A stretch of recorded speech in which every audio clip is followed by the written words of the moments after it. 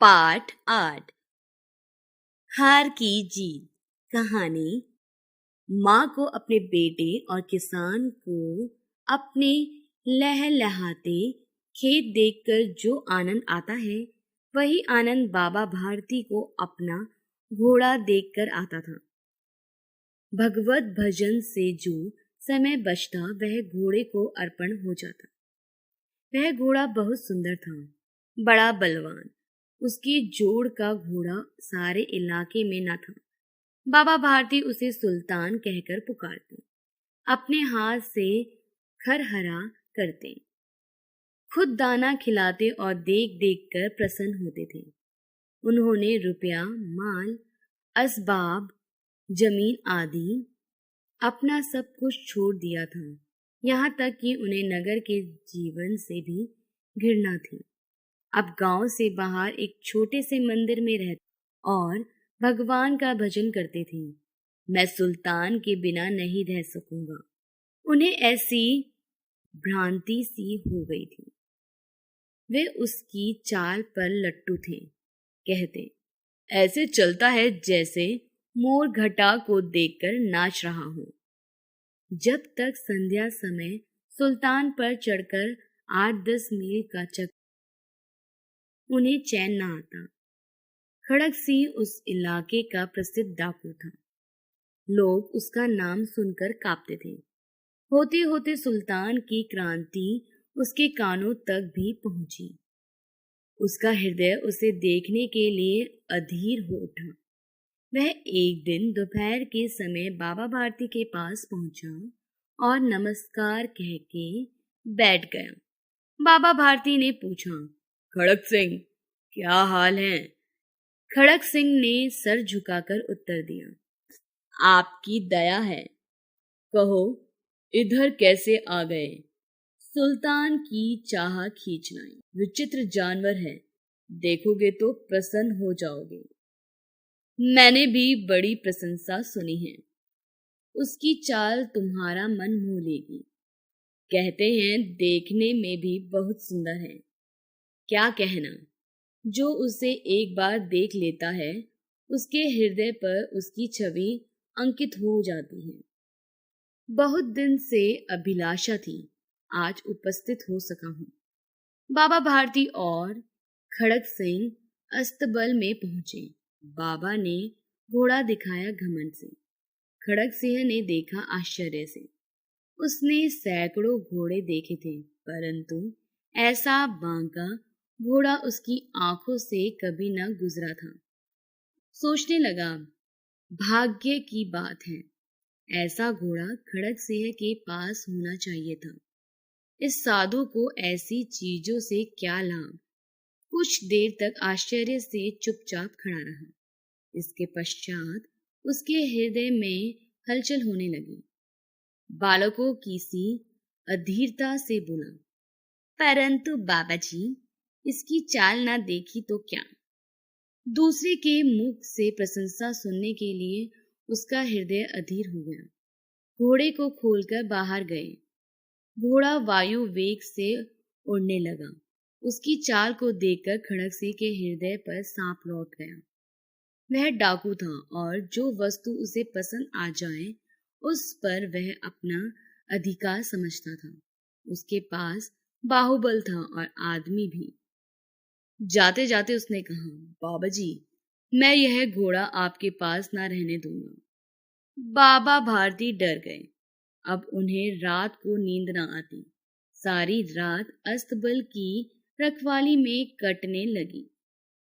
प्रति क्षण खड़क सिंह का भय लगा रहता, परंतु कई मास बीत गए और वह न आया।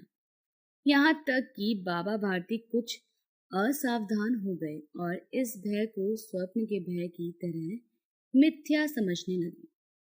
संध्या का समय था। बाबा भारती सुल्तान की पीठ पर सवार होकर घूमने जा रहे थे। इस समय उनकी आंखों में चमक थी, मुख पर प्रसन्नता। कभी घोड़े के शरीर को देखते, कभी उसके रंग को, और मन में फूले ना समाते थे। सहसा एक और से आवाज आई, ओ बाबा, इस कंगले की सुनते जाना। आवाज में करुणा थी। बाबा ने घोड़े को रोक लिया। देखा, एक अपाहिज वृक्ष को छाया में पड़ा करहा रहा है। क्यों, तुम्हारे क्या कष्ट हैं? अपाहिज ने हाथ जोड़कर कहा, बाबा, मैं दुखियारा हूं, मुझ पर दया करो।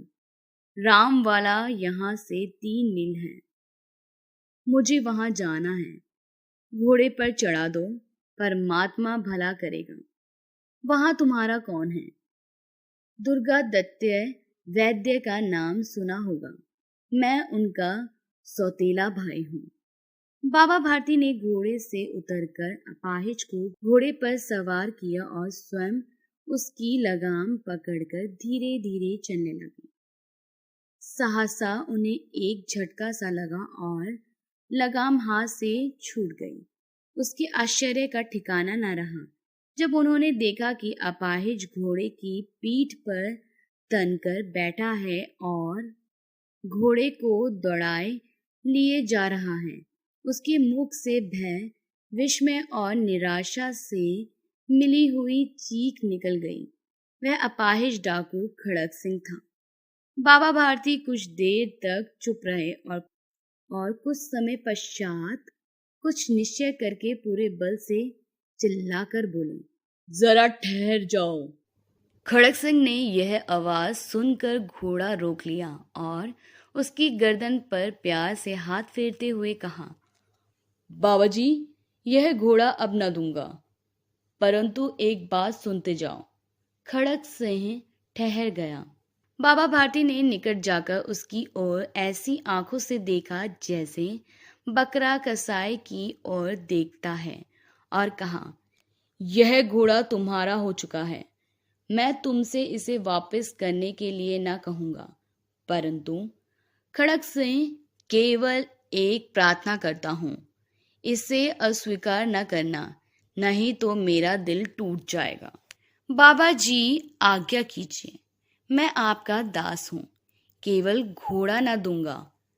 अब घोड़े का नाम न लो। मैं तुमसे इस विषय में कुछ न कहूंगा। मेरी प्रार्थना केवल यह है कि इस घटना को किसी के सामने प्रकट न करना। खड़क सिंह का मुंह आश्चर्य से खुला रह गया। उसका विचार था कि उसे घोड़े को लेकर यहाँ से भागना पड़ेगा, परंतु बाबा भारती ने स्वयं उसे कहा कि इस घटना को किसी के सामने प्रकट न करना। इससे क्या प्रयोजन सिद्ध हो सकता है? खड़क सिंह ने बहुत सोचा, बहुत सिर मारा, परंतु कुछ समझ न सका।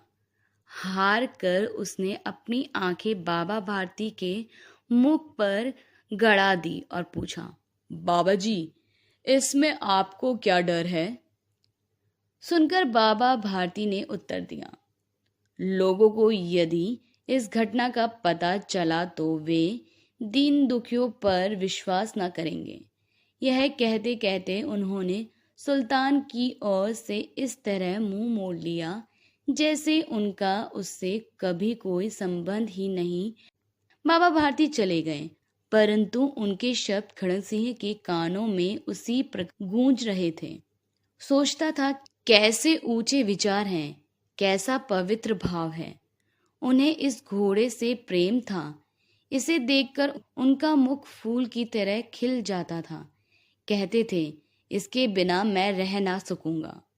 इसकी रखवाली में वे कई रात सोए नहीं, भजन भक्ति न कर रखवाली करते रहे, परंतु आज इसके मुख पर दुख की रेखा तक दिखाई न पड़ी थी।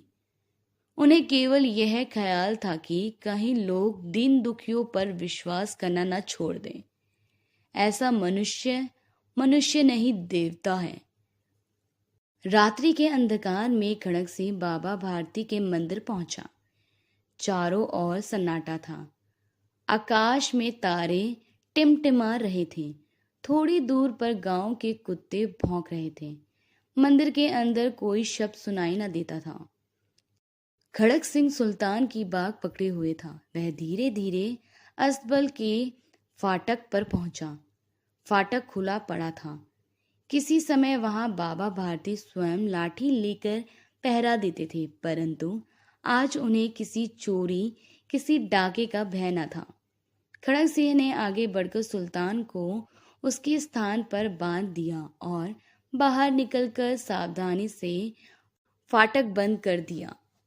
इस समय उसकी आंखों में नेकी के आंसू थे। रात्रि का तीसरा पहर बीत चुका था। चौथा पहर आरंभ होते ही बाबा भारती ने अपनी कुटिया से बाहर निकल ठंडे जल से स्नान किया। उसके पश्चात इस प्रकार जैसे कोई स्वप्न में चल रहा हो, उनके पांव अस्तबल की ओर बढ़े, परंतु फाटक पर पहुंचकर उनको अपनी भूल प्रतीत हुई। साथ ही घोर निराशा ने पांव को मन भर का भारी बना दिया। वे वहीं रुक गए। घोड़े ने अपने स्वामी के पांवों की चाप को पहचान लिया और जोर से हिनहिनाया। अब बाबा भारती आश्चर्य और प्रसन्नता से दौड़ते हुए अंदर घुसे और अपने प्यारे घोड़े के गले से लिपटकर इस प्रकार रोने लगे मानो कोई पिता बहुत दिन से बिछुड़े हुए पुत्र से मिल रहा हो। बार बार उसकी पीठ पर हाथ फेरते, बार बार उसके मुंह पर थपकियां देते। फिर वे संतोष से बोले, अब कोई दीन दुखियों से मुंह न मोड़ेगा।